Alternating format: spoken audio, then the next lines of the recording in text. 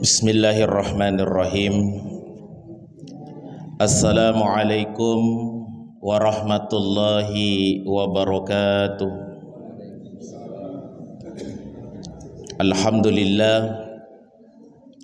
Alhamdulillahi rabbil ardi wa rabbis sama. Khalaqa adama wa 'allamahul asma. Ashhadu an la ilaha illallah wahdahu laysa lahu andadu wa la syuraka. Wa ashhadu anna sayyidina Muhammadan khatimur rusuli wal anbiya. Allahumma salli wa sallim ala sayyidina Muhammadin wa ala alihi wa ashabihi ajmain. Amma ba'd. Qala Allah Ta'ala fi kitabihil karim wa huwa asdaqul qailin. A'udzu billahi minasy syaithanir rajim. Bismillahirrahmanirrahim. الذين يبخلون ويأمرون الناس بالبخل ويكتمون ما آتاهم الله من فضله وأعتدنا للكافرين عذابا مهينا. Wa aidan laula khamsu khisalil lasaran nas kulluhum salihin al-qana'atu bil jahal wal hirsu 'alad dunya wasyahu bil fadl war riya fil amal wal ijabu bir ra'yi. Rawahul Ali bin Abi Thalib radhiyallahu an. Sadaqallahul azim wa sadaqa rasulil karim wa nahnu ala dhalika minasyahidin wasyakirin walhamdulillahi rabbil alamin.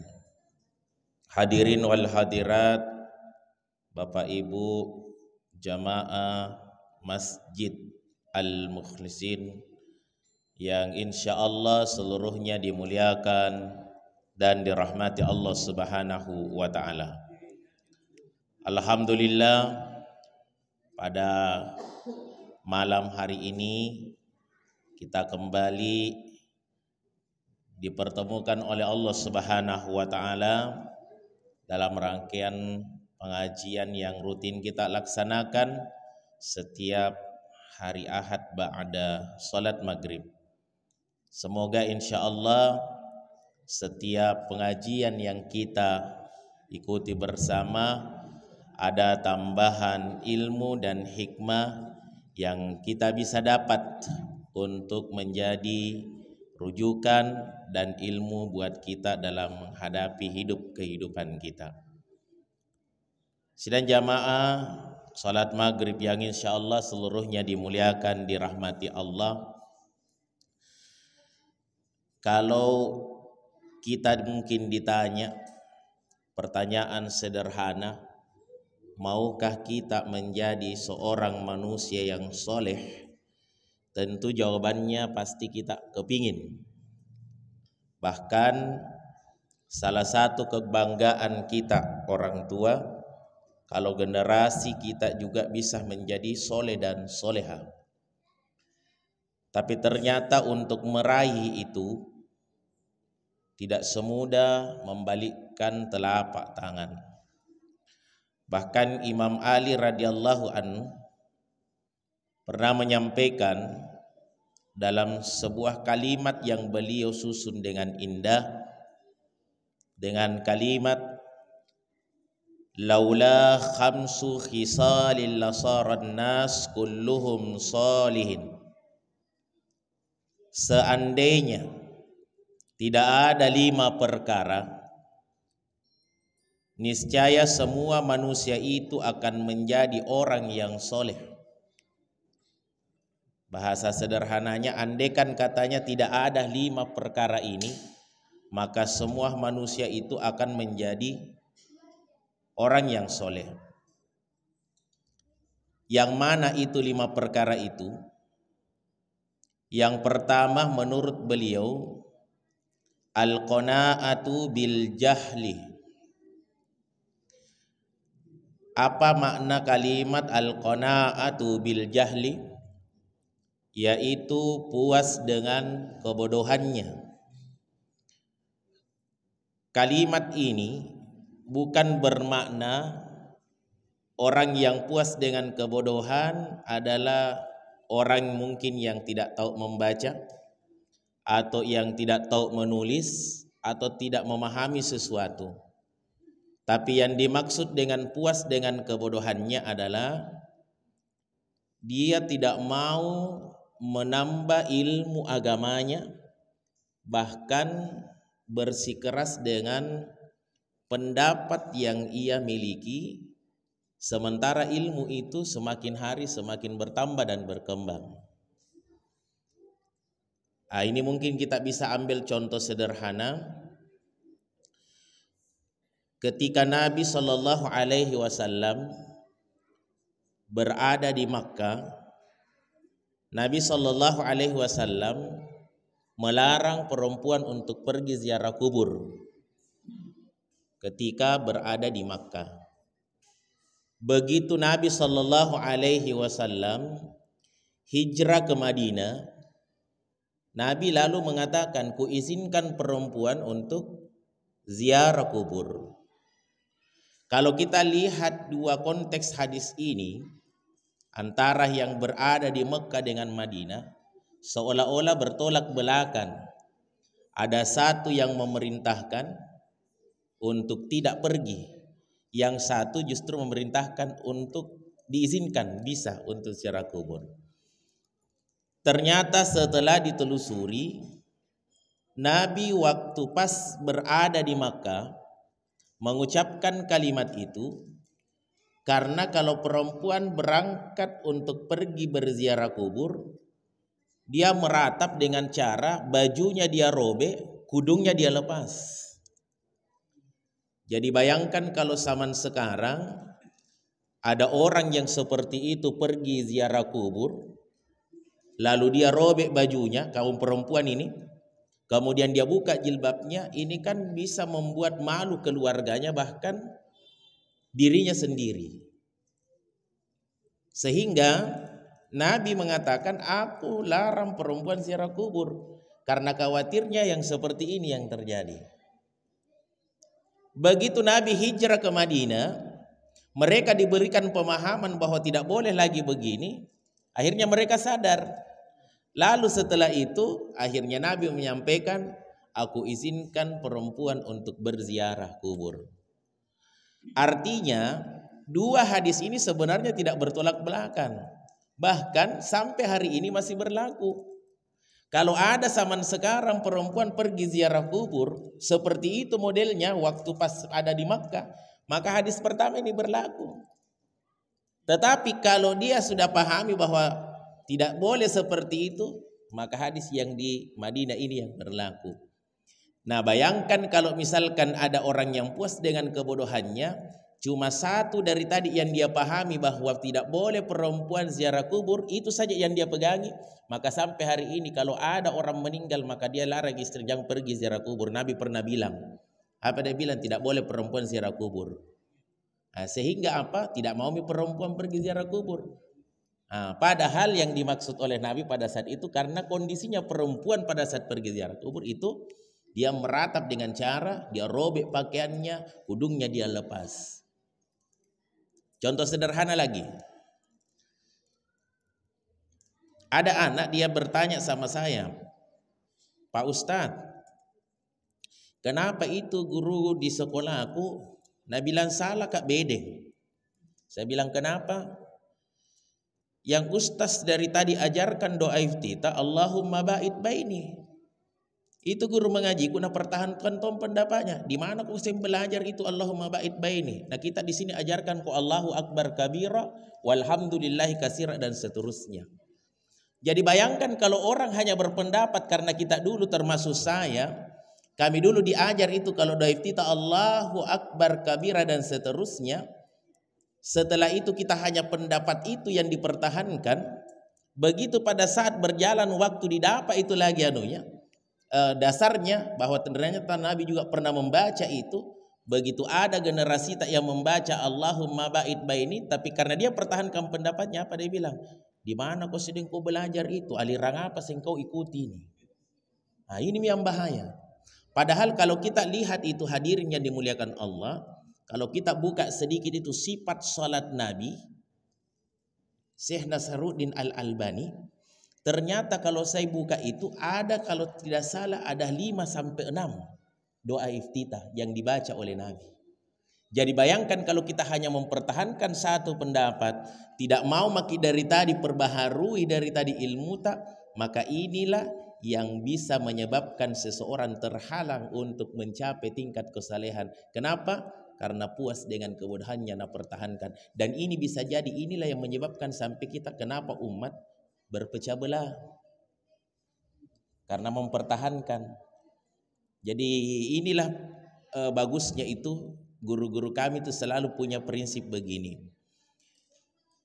Kalau suatu saat Ananda kamu sukses nanti ke depan, lantas setelah itu kau mendapat dari tadi ada pendapat tidak cocok denganmu, jangan langsung kau salahkan orang, tapi terima itu, lalu setelah itu belajar sama-sama. Siapa tahu mereka lebih dahulu dapat sumber ilmunya dibandingkan Anda.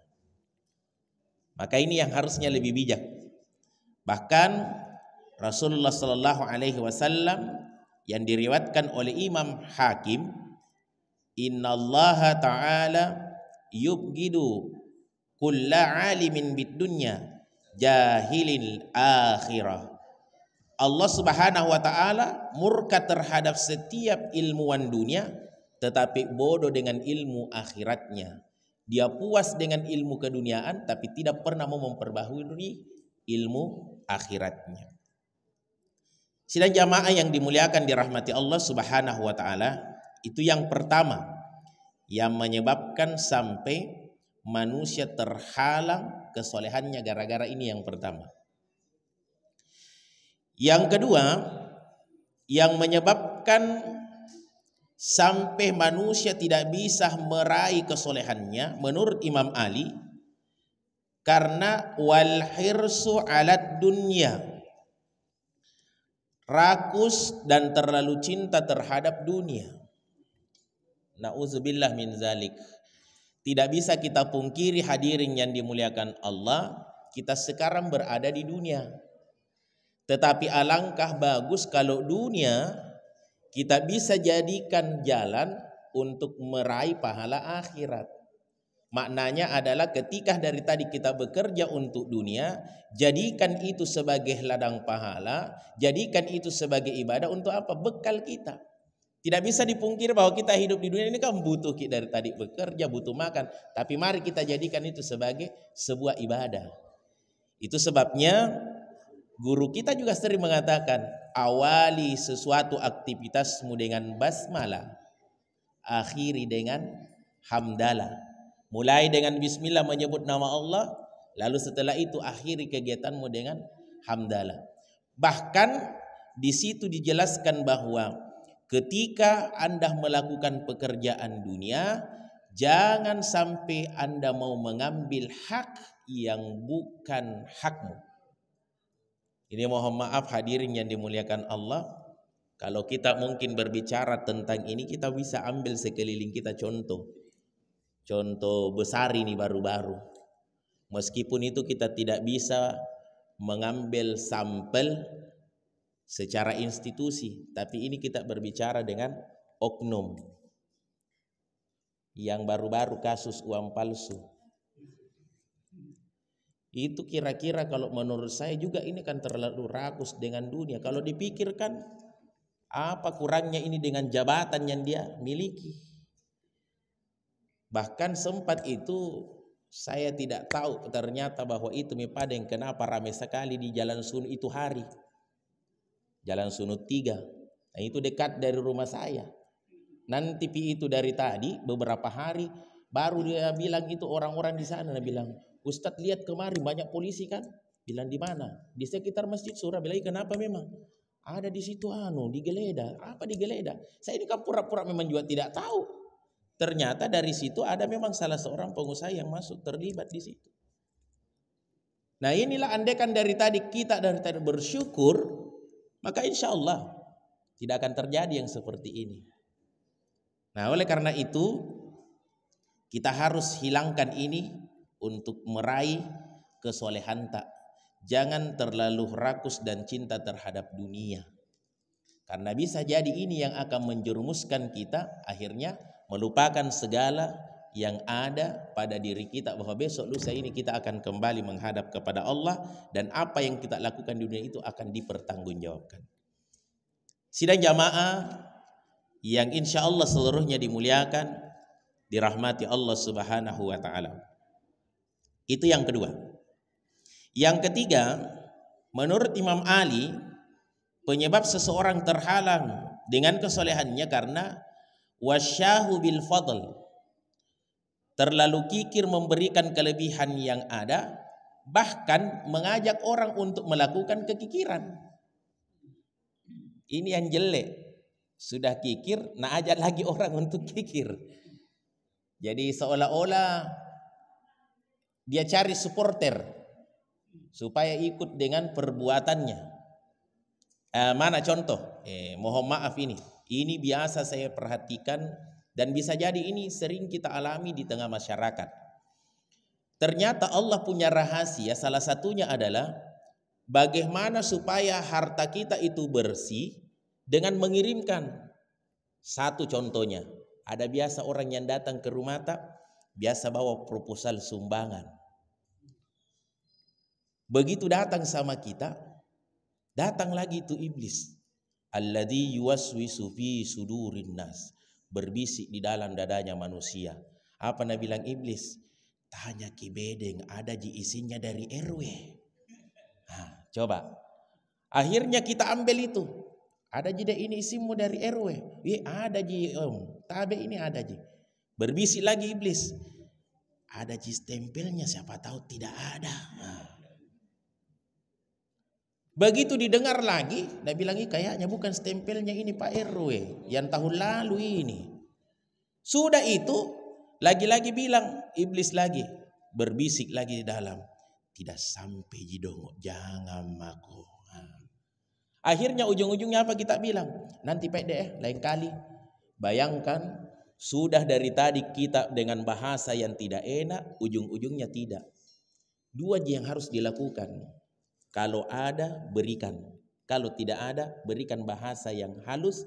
Mohon maaf ananda, insya Allah lain kali. Itu lebih tidak menyakitkan daripada kita sudah kata-katai baru ujung-ujungnya nanti lain kali. Ini kan sering terjadi, padahal kita tidak sadar bahwa bisa jadi melalui jalan itu Allah mengutus mereka untuk membersihkan harta. Kenapa? Karena kalau Allah dari tadi sudah cinta dengan kita, maka itu jalan-jalan yang tadi untuk mendekatkan kecintaan hamba dengan Tuhannya, maka itu akan mudah, gampang itu keluarnya. Karena kita tahu bahwa konsepnya adalah segala rezeki yang kita miliki sesungguhnya ada juga haknya orang yang tidak mampu. Jadi kalau kita pahami itu hadirin, maka kita akan berkata, saya kasih keluar aja. Fungsinya itu saja, keluarkan. Bukan itu urusan tas sampai atau tidak. Ya, yang penting keluarkan kalau ada. Kalau tidak ada, ya sampaikan bahasa halus. Daripada kita sudah bilang-bilangin, baru juga tidak. Untung kalau itu yang membawa, tidak ada kata kasarnya. Jengkelku itu dari tadi, cilaka lalu itu. Ini kan jelek kalau ada bahasa seperti itu. Maka paling tidak ini yang ketiga, kikir memberikan kelebihan yang ada. Bahkan ini ada ayat yang saya bacakan tadi, yang saya katakan bahwa sudah kikir mengajak lagi orang lain untuk kikir. Itu dalam surah An-Nisa ayat 37.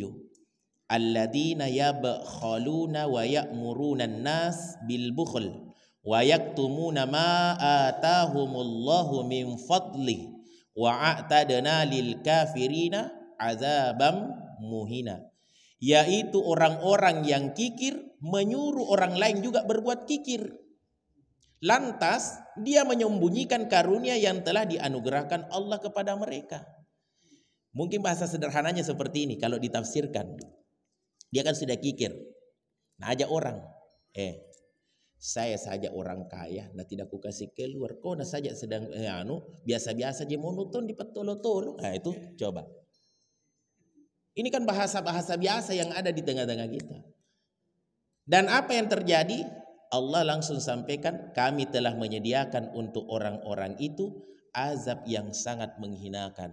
Jadi sudah diberikan azab, dihinakan lagi. Mohon maaf hadirnya dimuliakan Allah. Tidak tahu beberapa hari yang lalu kantor dinas kan kebakaran. Allahu a'lam. Betulkah itu arus listrik? Tapi kalau kita mungkin berbicara tentang yang lain, pasti ada di belakang itu dalam tanda kutip. Pas pergantian tahun baru ditumbuh ompak ruko. Penyebabnya katanya itu percikan petasan. Tapi kalau kita mau kembalikan kepada agama, siapa tahu dengan cara itu Allah mengatakan, banyaknya mau nikmat aku kasihkan tapi tidak mau kasih keluar. Kalau begitu saya ambil nikmat itu satu persatu ya. Dikasihlah musibah, dikasih penyakit, pergi ke pasar dicopek. Itu bisa jadi dengan cara seperti itu supaya apa? Harta yang kita miliki keluar dengan sendirinya. Jamaah salat maghrib yang insya Allah seluruhnya dimuliakan, dirahmati Allah subhanahu wa ta'ala. Dalam hadisnya Rasulullah sallallahu alaihi wasallam, Imam Hakim juga menyampaikan, nikmatid darud dunya liman tazawwada minha li akhiratihi hatta yurdiya rabba, wa bi'satid dar dunya liman saddathu an akhiratihi wa qasarat bihi an ridha rabbah. Alangkah baiknya dunia bagi orang yang menjadikannya sebagai bekal untuk akhiratnya hingga ia diridai oleh Tuhannya.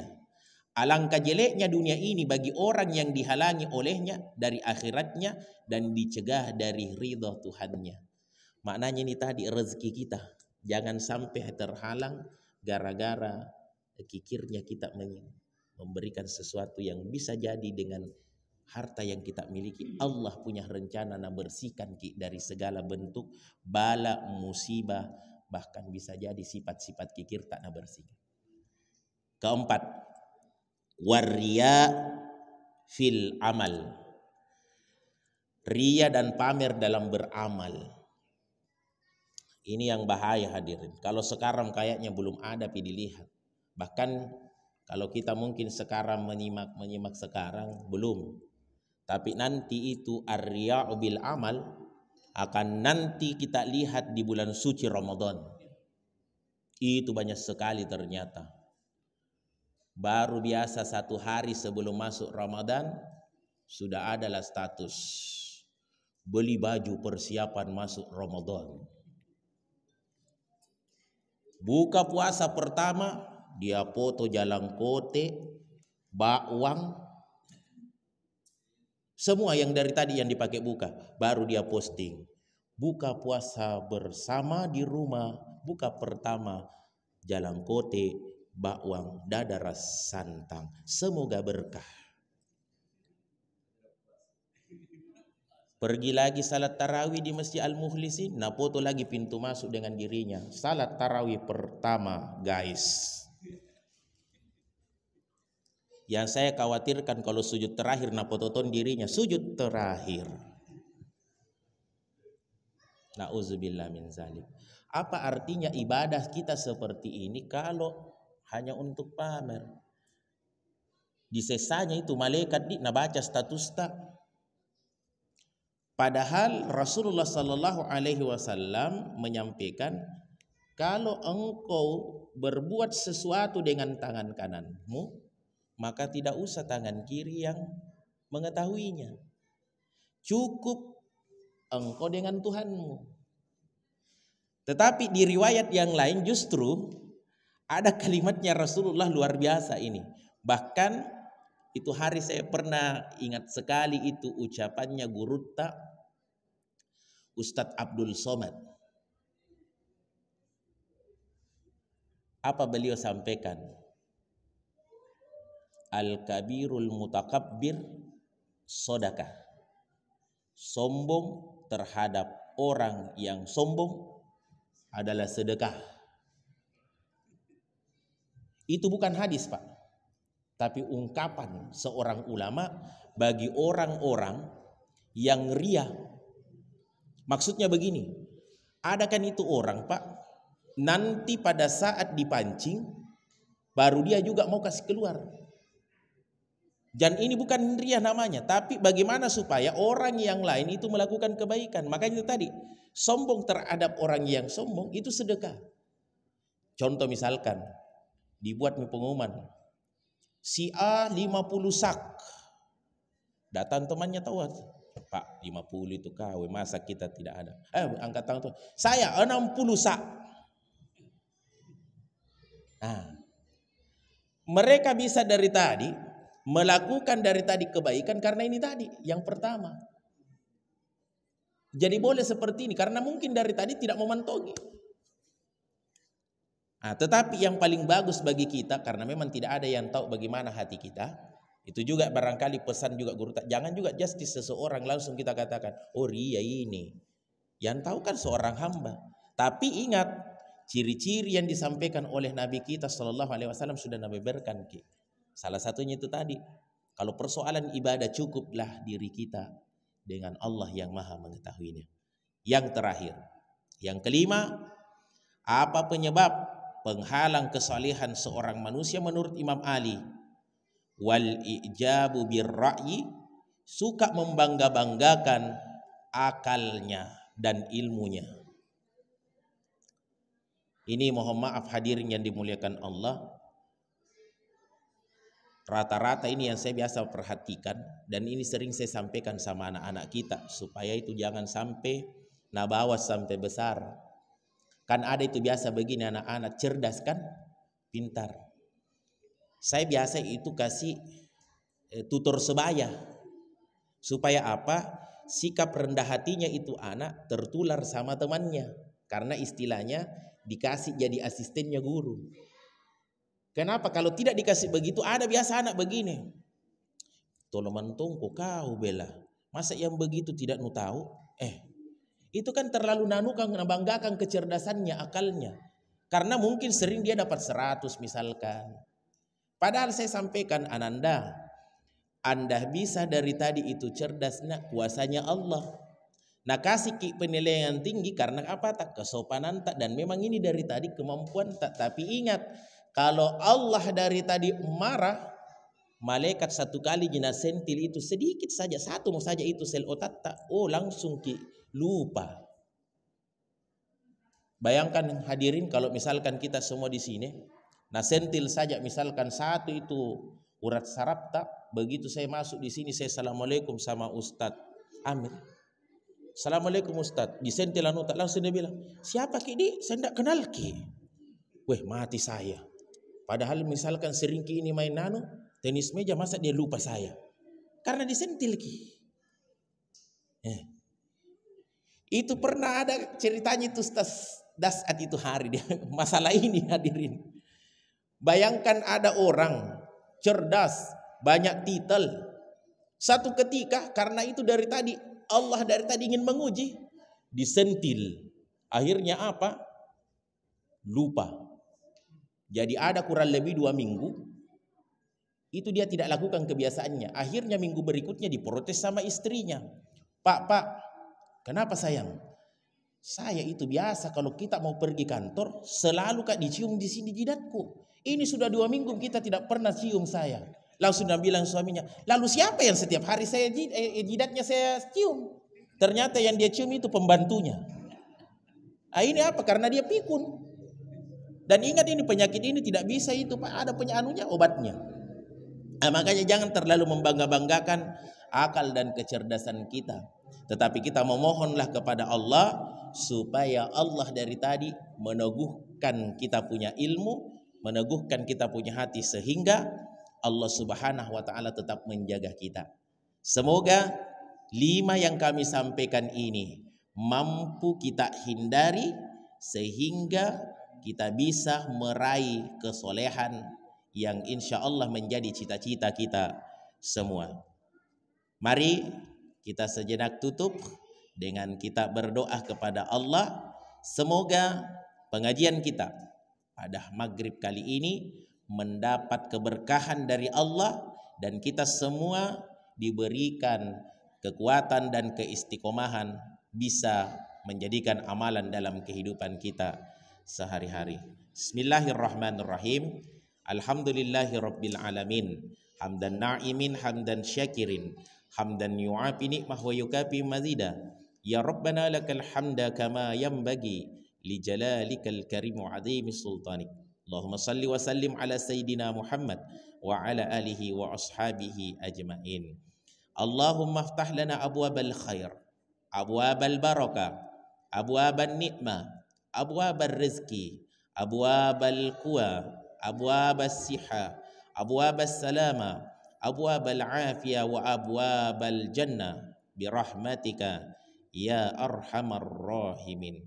Rabbana afrik alaina sabran wa thabbit aqdamana wansurna 'alal qaumil kafirin.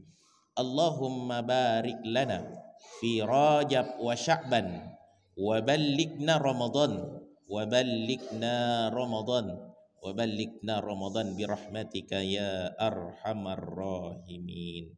Rabbana atina fid dunya hasanah wa fil akhirati hasanah wa qina adzaban nar wa adkhilnal jannati ma'al abrar ya aziz ya ghaffar bi rahmatika ya arhamar rahimin. Subhana rabbika rabbil izzati amma yasifun wa salamun alal mursalin walhamdulillahi rabbil alamin bi barakatil Fatihah.